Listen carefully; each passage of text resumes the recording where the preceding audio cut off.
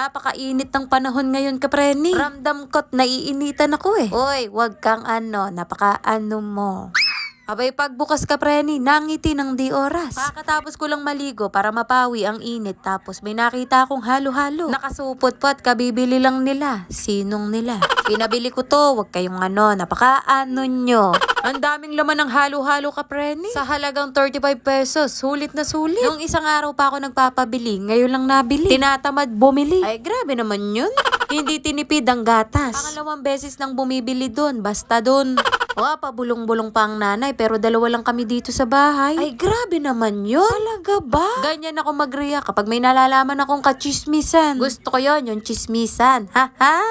Sarap kayang humigop-higop ng halo-halo habang nakikipag-chismisan. O, yung butas ang ilong, kitang-kita.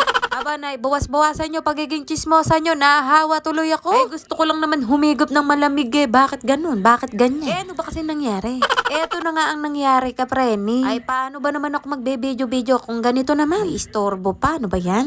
May in-order ako sa followers ko ng mga pantulog. 1 month nang nakalipas, kapreni. Hindi pa naman masyadong matagal.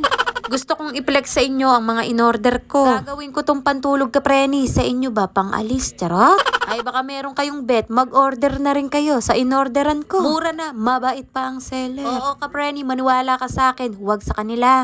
May mga kasama pa to, kapreni. Ibinigay ko sa biyanan ko at hipag ko. Ay, nagustuhan ko ang mga design. Bagay sa akin. Bagay sa'yo. Bagay sa ating lahat. In-order ko to bago umuwi ang Daddy Chester. Wala lang. Gusto ko lang bago umuwi siya.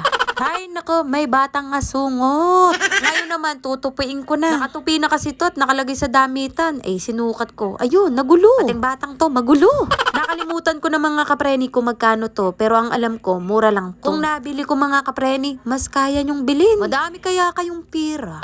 Yung binilan ko na to mga kapreni ay dati niya akong binigyan ng damit. Dahil natutuwa ba siya sa akin? Ay talaga naman mga kapreni, first time ko mabigyan. Ay sa isip-isip ko ba, bakit hindi kaya pera ang binigay? Hoy, joke lang ha, bawal magalit dito. Dapat ako lang, sorry na. Kung gusto nyo rin mag-order mga kapreni, ilalagay ko na lang sa comment section yung page niya. Basta sabihin nyo lang pangalan ko, ang sagot niya, sino yon? Hindi ko kilala yon, sino ba yon? Kung may ganito rin kayong anak na malikot, abay good luck sa atin. Nasa mahabang pasensya tayo. Ibabalik ko na ang kurtina. Nagsukat-sukat lang ako kaya ginanyan ko, ginanito ko. Tapos na daw ako sa ginagawa ko kaya hindi na siya maglelekot-lekot. Ay grabe siya, kapreni. Maya-maya nakatulog na ang bata. I-edit ko na ang video na to para ma-upload kagad. Para kumita na kagad. Ay ano ba yun? Maraming salamat sa mga nanood. Bye mga kapreni.